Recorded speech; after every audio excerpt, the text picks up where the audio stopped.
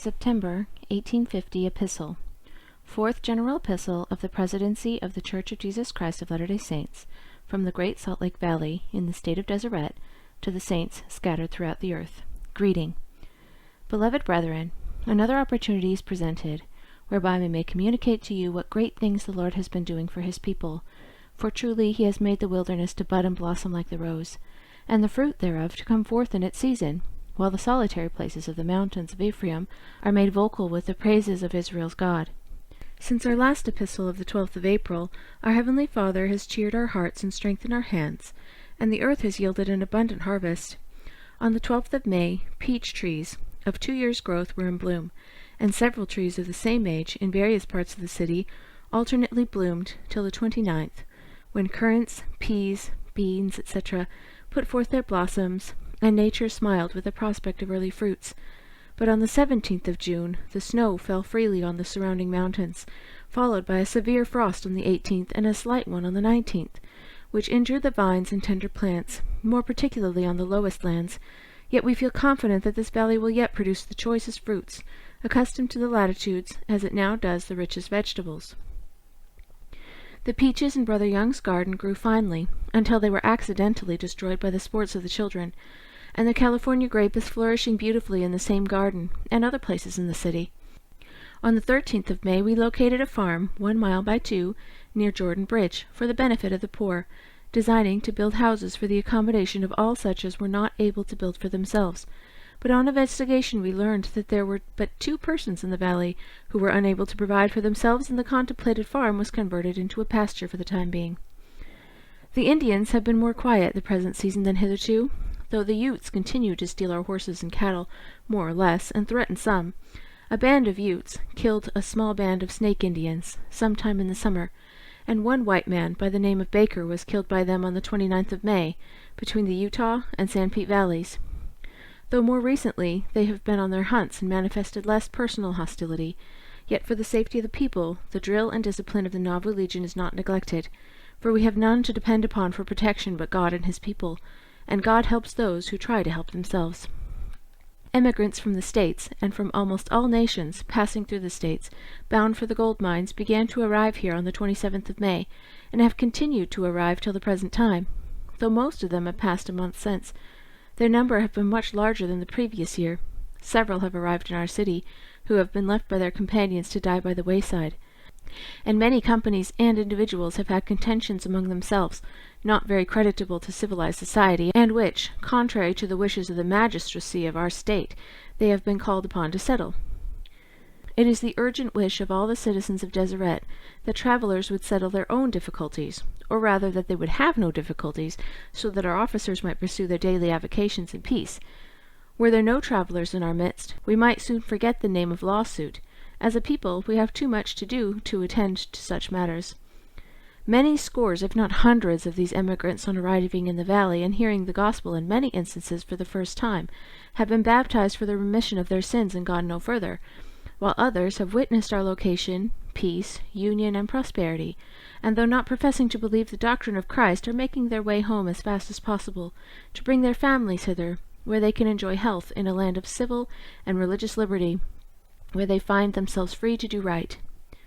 June 8th, a mail was received from Canesville Post Office, per hand of Thomas S. Williams, containing the first authentic intelligence from the States this season, and on the 14th commenced the printing of the Deseret News, the first periodical in the state of Deseret.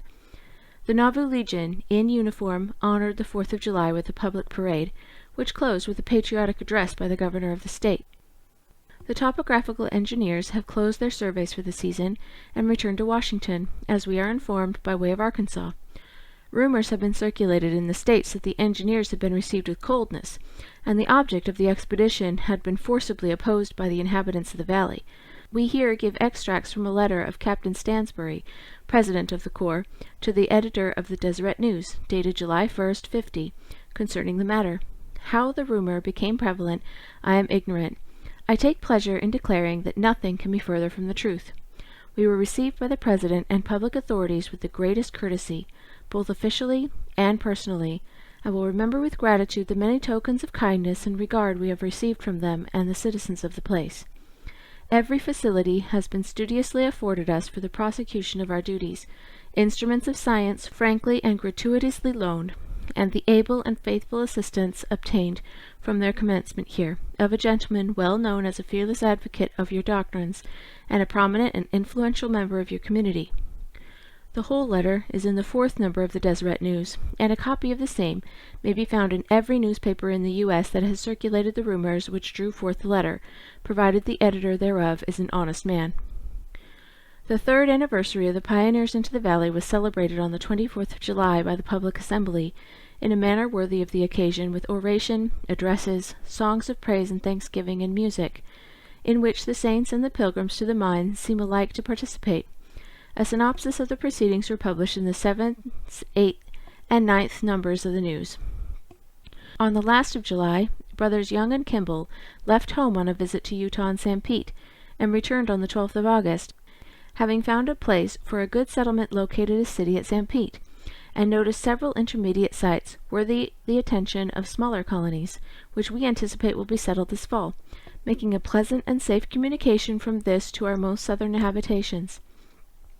The St. Pete settlement will also be strengthened, and others will spread on the north, to and beyond Ogden, so that when the emigration of this season shall close, there will be a continued line of villages at short distances for more than 200 miles in extent, and a company is already chartered by the General Assembly of Deseret for the purpose of running a regular line of coaches between Ogden and St. Pete, to commence as early next spring as the traveling will permit, and to be extended as far as the settlements extend, also from the capital to Tooele County by way of the Great Salt Lake Bath.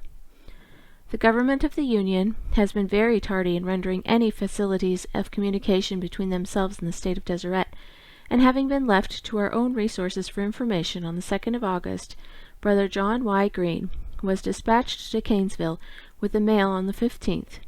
Elder O. Hyde arrived with the mail from Kane Post Office also, bringing with him the Frontier Guardian, the only filed newspapers we are in possession of from any part of the earth for the past year.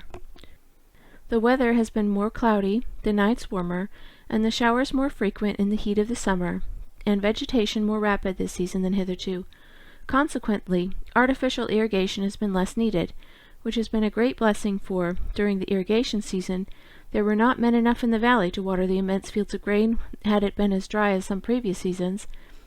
The crops have been abundant in all the settlements of Deseret this season, and we have made every exertion to have them secured for the benefit of all, and although, from the best information obtained, we have reason to expect that our population will be strengthened nearly, if not quite, 15,000 this season, yet we are confident, if all will be prudent, there will be seed grain, and bread sufficient to sustain the whole till another harvest.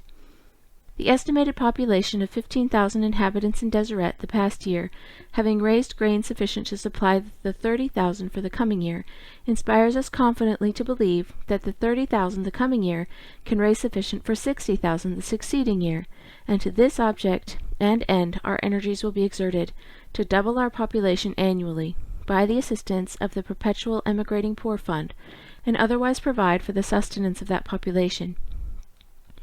Viewing the gathering of Israel, which produces an increased population in the valleys of the mountains, an important part of the gospel of Jesus Christ, and one of the most important at the present time, we shall send few or no elders abroad to preach the gospel this fall, but instruct them to raise grain and build houses, and prepare for the saints, that they may come in flocks like doves to their windows. And we say, Arise to your wagons and your tents, O scattered Israel, ye saints of the Most High, rich and poor, and gather to the state of Deseret, bringing your plows and drills, your reapers and gleaners, your threshers and cleaners, of the most approved patters, so that one man can do the labor of 20 in the wheat field, and we will soon send the elders abroad by hundreds and thousands to a harvest of souls among all nations, and the inhabitants of the earth shall speedily hear of the salvation prepared by Israel's God for his people. Many of the inhabitants of the city are leaving their good homes this fall, and taking up land in the country, preparatory for extensive farming operations, and many who are now arriving in our midst are gathering in companies of 10s, 20s, and 50s, to act in concert for mutual protection and assistance in opening new fields, establishing new settlements, and in preparing to feed the friends we are calling home. Our messengers, who went east this fall to visit the camps of the saints emigrating hither and report to us their situation, have discovered a new route from Green River, south of the old road, to the Pacific Springs, on which the feed and water are improved. Also a new route on the north side of the Sweetwater River, which together with the road on the entire north side of the Platte River from its mouth westward, as located all the distance and traveled the most of the way by our pioneers in 1847, is decidedly the best route for the saints from the States to Deseret. Crossing the Missouri River above the mouth of the Platte, and passing the Loup Fork, which is the only river of much consequence to cross on the north of the Platte, and which may be easily bridged or ferried at still water, and keeping on the entire north of the Platte, also of the Sweetwater, except near its source in the mountains, and there are no natural obstructions on the route till you arrive at Green River, where a ferry may be expected at high water, and good fording is always found late in the season. Our state house is enclosed, the walls are nearly ready for plastering, and we have no doubt but the several apartments will be ready for their several uses, the sitting of the General Assembly, High School, Printing Office, and Tithing, Post, and Recording Offices, the coming winter.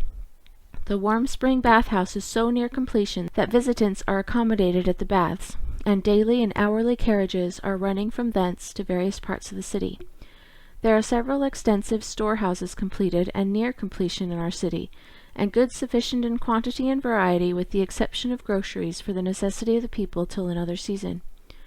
Sugar is not only a beverage, a luxury, but it is, in its nature and substance, one of the component parts of our animal structure, and a free use thereof is calculated to promote health, and could the saints have a more abundant supply, they would need less meat.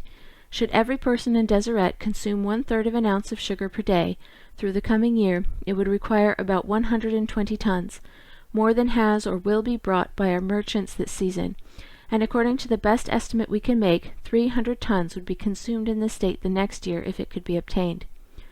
We anticipate some relief in the sugar market next season, from the culture of the sugar beet, and its manufacture, but this can make but little impression the first year, as we are not informed of more than 1 or 2 bushels of the genuine sugar beet seed in the valley, though we know of no country where a greater quantity of saccharine matter is produced in vegetables than this. About the middle of August, Brothers Young and Kimball, accompanied by Brother Hyde and others, visited Weber County, and located and gave the plan for the city of Ogden, near Ogden River, and between that and the Weber River. The General Assembly has held adjourned sessions occasionally through the summer. The sittings have been very brief, though much important business has been transacted, important to our young and flourishing state. When the Constitution of Deseret was adopted and its boundaries were established therein, the actual settlers of Deseret outnumbered Western California as 5 to 3, notwithstanding which, a strong exertion has been made by Congress to receive California into the Union, to the exclusion of Deseret, though our petition for admission was equally before them. What the final action of government has been on this matter we are not informed, neither are we able to say how long the most enlightened people of any state or nation on earth will bear to be trifled with by the rejection of the Union which they have so strongly urged, without producing alienation of feeling. Be it longer or shorter, the result of that rejection must remain with those who assume the responsibility to reject, and should we never be admitted into the Union, we shall leave the event, as we do all other things, in the hands and at the disposal of a righteous God. Kane Post Office in Pottawatomie is the nearest office to this place, and through which all our business has been transacted with the States and foreign countries. A U.S. mail arrived here on the 9th instant from Independence, Missouri, by which we received no news except through the carrier, by whom we learned that a contract existed for bringing through the mail once a month, and that President Zachary Taylor was dead. Communications to and from our friends abroad have been very uncertain in their transmission, and so far as it can be, it is desirable that valuable documents should be remitted by private conveyance. The perpetual emigrating funds have been judiciously appropriated the past year, under the immediate application of our agent, Bishop Edward Hunter, who is near this place, on his return from Pottawatomie, with a large company of the poor saints. Our annual fall conference was commenced on the 6th of September, 1 month earlier than usual, so that the brethren, who are obliged to go to the States, need not be exposed on their travels so late in the season, but circumstances beyond our control have caused unexpected delay, which in the end will result in good. The conference was fully attended, and much important business was transacted. As will be seen by reference to the minutes which are published, the most important items dwelt upon were the perpetual emigrating fund, education, and a universal sustaining of the general officers of the church, and of the different quorums thereof, except that Brother Perry was added to the high council of this stake in Zion, in place of Brother Grover, who is absent. Preparations are making for the establishment of a parent school, or school for qualifying teachers, for primary and infant schools throughout the states, for enclosing the university lands, a plat of about 600 acres, directly east of the city, and for everything else which may tend to facilitate the improvement of the old and young in a knowledge of the arts, sciences, and general intelligence. Several $1,000s were subscribed to the perpetual fund during conference, and several individuals subscribed 1,000 each.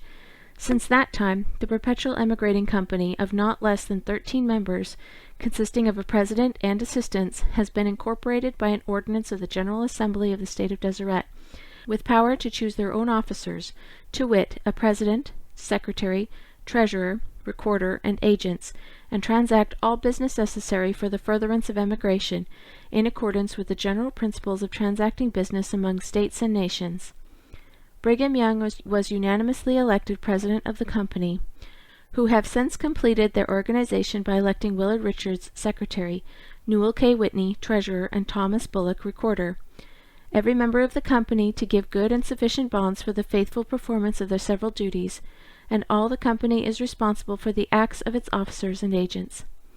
It is confidently reported that there is a great failure of the gold dust the present season in California, and many of the donations made to the perpetual fund have and will be made in livestock, grain, etc., and should a proper portion of cash be wanting, the company will issue their paper for the purpose of fitting out emigrants abroad, which paper will always be good, as a sufficiency of this stock will be retained in deposit by the company to redeem that paper at any moment, and any person coming to this place can, with more convenience, bring the paper, then flour, stock, or even gold, which will make it an object for the brethren who have the means, and travellers bound for Deseret, to secure the company's paper, wherever they can find it, for, with that paper, they can get such articles as travellers most need, when money will not purchase them in this market. The 12 apostles are mostly in their several fields of labor abroad. Elder Orson Hyde has been with us a few weeks on a visit, and is about to return to Canesville, and continue his labor in the States. Elders P. P. Pratt, George A. Smith, and E. T. Benson are at this place, and with Wilford Woodruff, who is journeying thither, will spend the winter in the valley. O. Pratt and F. D. Richards are in England. John Taylor, who left for France, Lorenzo Snow for Italy, Erastus Snow for Sweden, last fall, have not been heard from since they arrived at their destination. Amasa Lyman is daily expected with a large company of the brethren from California. Charles C. Rich is expected to continue his labors in California, and commence a settlement with such of the brethren as wish to tarry there, in the southern part of the territory. Orson Pratt is expected here as early next spring as circumstances will permit. Otherwise, the apostles are expected to continue in their several appointments according to previous instruction, extending their labors in other countries as opportunity presents, and as they shall be directed by the Holy Spirit. We received a long and cheering communication from Elder O. Pratt by Elder Hyde, and we feel to say to the saints in England, lift up your hearts and rejoice, for the Lord hath done a great work in your midst, and speedily a greater responsibility must rest upon your shoulders. The reason why a prophet is not without honor save in his own country and among his own kin is the want of faith and confidence among his countrymen.